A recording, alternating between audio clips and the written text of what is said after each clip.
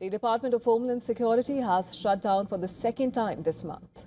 Lawmakers have struggled to reach an agreement on funding, with Democrats demanding reforms to immigration enforcement and Republicans refusing to budge. Unlike the 43-day shutdown last fall, this funding lapse only affects DHS, with other government agencies still operating normally. But the lack of compromise could have real impacts at airports, disaster response agencies and other critical operations. The partial shutdown became inevitable last week when Democrats blocked a bill to keep DHS open.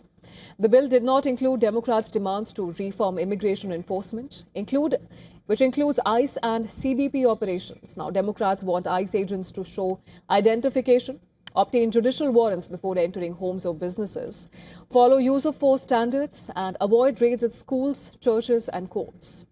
While Democrats call these common sense proposals supported by the American public, Republicans say that the measures are unfeasible and dangerous.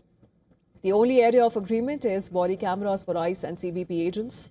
Republicans included $20 million for cameras, but Democrats want strict limits on their use to prevent surveillance of anti-ICE protesters. Lawmakers continue to negotiate, but with little common ground, the resolution is not imminent.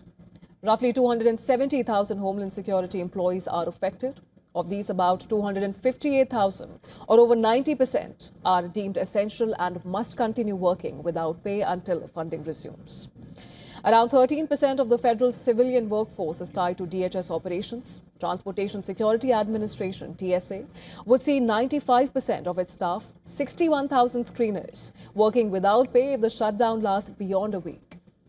Though air traffic controllers are funded separately and will operate normally, TSA screeners could see longer wait times and staffing gaps if employees call out due to missed paychecks, especially during peak travel periods like the spring break.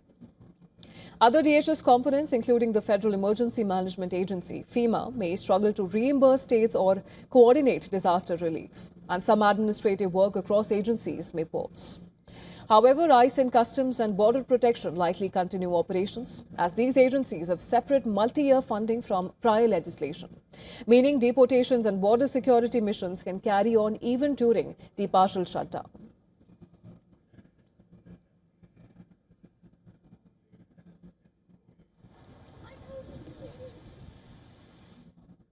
And for more on this, our correspondent Susan Tehrani has sent us this report from New York. Take a look.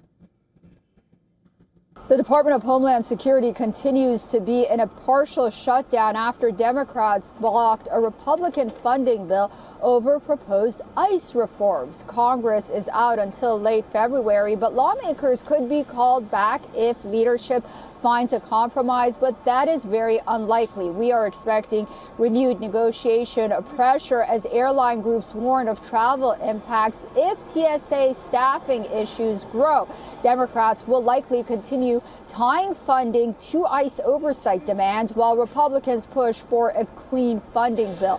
If neither side gives in and yields, the partial shutdown could stretch into next week or even beyond, keeping DHS largely unfunded and once again forcing political blame shifting ahead of the midterm elections. Susan Tehrani reporting from New York for WION World is One.